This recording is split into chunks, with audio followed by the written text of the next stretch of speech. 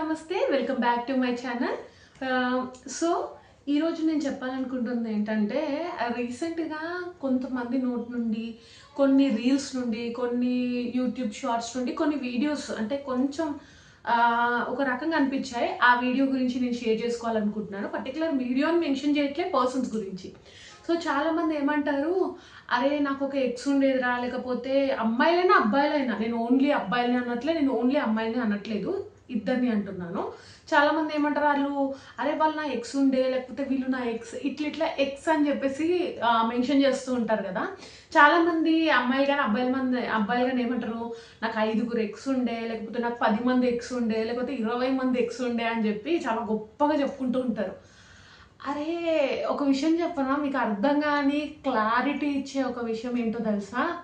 ఆ 20 మంది లేదా 10 మంది లేదా 5 మందితో నువ్వు రిజెక్ట్ అయినావు, నీకు అర్థం కావట్లేదు ఆ విషయం. అంతమంది నేను రిజెక్ట్ చేశారు, ఒక్కరు కాదు ఇద్దరు కాదు, సరే ఒక్కరు నేను రాంగ్ అర్థం చేసుకోవచ్చు, ఇద్దరు రాంగ్ అర్థం చేసుకోవచ్చు, ముగ్గురు రాంగ్ అర్థం చేసుకోవచ్చు. అంత నంబర్ ఆఫ్ పర్సన్స్ నేను రాంగ్ అర్థం చేసుకుంటున్నారంటే నీదే మిస్టేక్. నీలో ఒక లైఫ్ పార్ట్నర్ని ఒక పర్సన్ చూస్ చేసుకున్నారంటే వాళ్ళ గురించి ఏమైనా చేస్తారు. అంతమంది నేను రిజెక్ట్ చేస్తారంటే నీలో మిస్టేక్ ఉంది, లేదా నీ మార్చుకోవాల్సిన బిహేవియర్ మార్చుకోవాల్సింది ఏదో ఉంది అనే అర్థం. గొప్పగా చెప్పుకోవడంలో దాంట్లో ఏమంత మ్యాటర్ లేదు. నీకు నువ్వు రియలైజ్ అవ్వాలి అంతే, ఏంటంటే నీ బిహేవియర్ని అంతమంది రిజెక్ట్ చేశారు అని చెప్పి.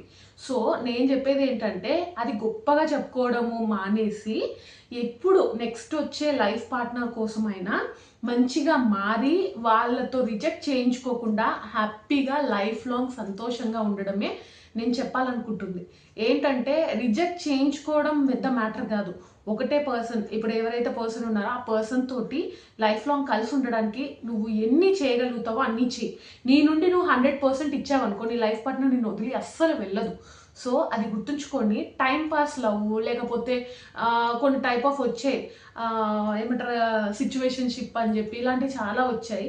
సో ఇప్పుడున్న జనరేషన్కి లేకపోతే చాలామందికి ఒక కల్చర్ మనకుంది, అదేంటంటే ఒక మంచి రిలేషన్లో ఉండు, వాళ్ళని పెళ్లి చేసుకో, లైఫ్ లాంగ్ హ్యాపీగా ఉండు. కానీ ఇలాంటివన్నీ పెట్టుకోవడం కరెక్ట్ కాదు.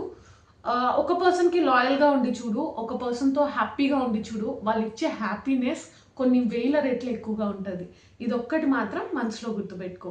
And thank you for watching. And మీ అభిప్రాయం ఏంటో నాకు కామెంట్లో తెలియజేయండి. And thank you so much for watching.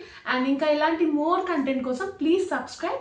And మీకు ఏమనిపిస్తుంది అనేది కూడా ఖచ్చితంగా కామెంట్ చేయండి. Thank you so much.